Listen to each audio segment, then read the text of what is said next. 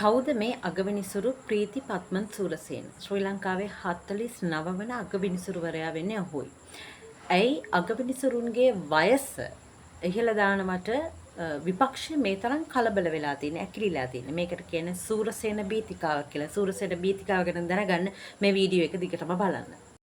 මේ ඉන්නේ අගවිනිසුරු ප්‍රීති පත්මන් සූරසේන මහතා. 1985 දී කොළඹ විශ්වවිද්‍යාලයෙන් උපාධිය ලබාගෙන 1989 නීතිඥවරයෙකු ලෙස දිවුරුම් දුන් ප්‍රීති පත්මන් සූරසේන මහත්මයා නීතිපති දෙපාර්තමේන්තුවේ රාජ්‍ය නීතිඥවරයෙකු ලෙස සේවයට එක්වෙනවා.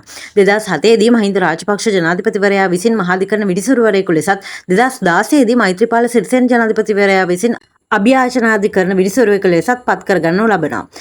2018 දී අභියාචනාධිකරණ සභාපතිවරයා වෙන ඔහු 2019 දී ශ්‍රේෂ්ඨාධිකරණ උසස් වීමත ලබා ගන්නවා.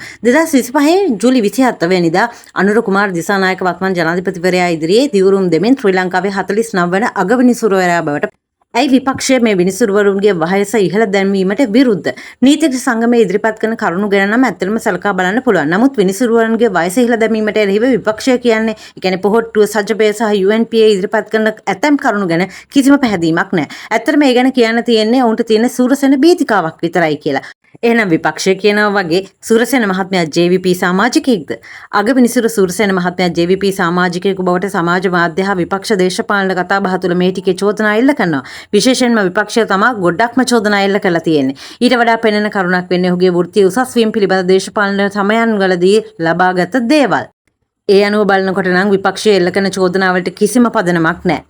හැබැයි මෙන්න මේ ගැන නම් සැලකිලිමත් වෙන්න ඕනේ. ඔහුගේ සුවිශේෂී නඩු තීන්දුව කීපයක් තියෙනවා. දුමින්ද සිල්වාට ලබා දුන් ජනාධිපති සමාව නඩුව 2024 දී ගෝඨාභය රාජපක්ෂ ජනාධිපතිවරයා විසින් දුමින්ද සිල්වාට ලබා දුන් ජනාධිපති සමාව නීතියට අනුකූල නොවන බව තීන්දුව කළා. ඒ ලංකාවේ ජනාධිපති සමාවක් අධිකරණය විසින් අවලංගු කළ ප්‍රථම අවස්ථාව මේ වන නිසා. ඒක ගීතා කුමාරසිංහ පාර්ලිමේන්තු මන්ත්‍රී ධූරය අහෝසි කිරීම. වෙලේ සුදාට මරණ දඬුවම දුන් නඩුව හයිකෝට් විනිසුරුවරයෙකු ලෙස 2015 දී සූරසේන මහත්මයා ගම්පොළ විධානයේ සමන්ත කුමාර හේවත් වෙලේසුදා හෙරොයින් සම්බන්ධ චෝදනාවකට වරදකරු කර මරණ ඥානසාර හිමි අධිකරණ අපහාස නඩුව. සූරසේන මහත්මයා විසින් ඥානසාර හිමියන් අධිකරණයට අපහාස කිරීමේ චෝදනා 4කට වරදකරු කර වසර 6කට සිරදැනුමක් ලබා දුන්නා. 2018 දින 52 වන ආණ්ඩුක්‍රම ව්‍යවස්ථාව අර්බුද නඩුව. මේකත් එතුමා විසින් මෙහෙවන ලද නඩුවක්. මෛත්‍රීපාල සිරිසේනට ලබා දීමට යෝජිත නිල නිවස පිළිබඳ නඩුව.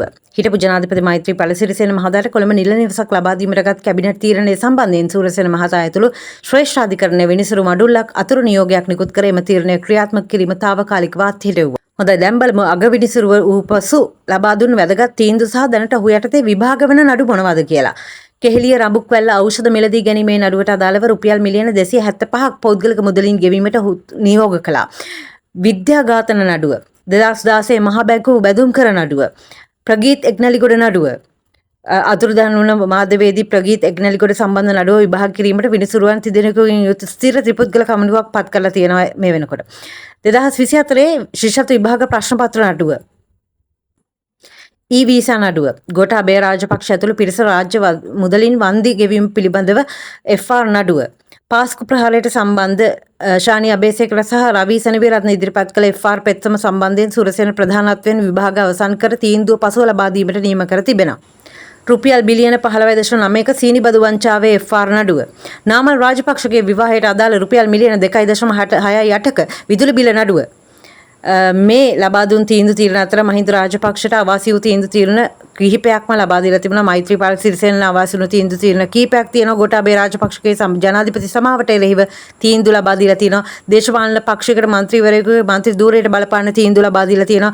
රජයේ නිලධාරීන්ට එරෙහි දැඩි තීන්දුව ලබා දීලා තියෙනවා. ඒ නිසා විනිසුරුවරයෙකුගේ දේශපාලන සමාජිකත්වය ගැන චෝදනාවක් කරනවා නම් විපක්ෂයේම චෝදනාවට සාක්ෂි එක්ක ඉදිරිපත් කිරීම උපුටා ගැනීම නිවුස් රිපෝටර් සෝස්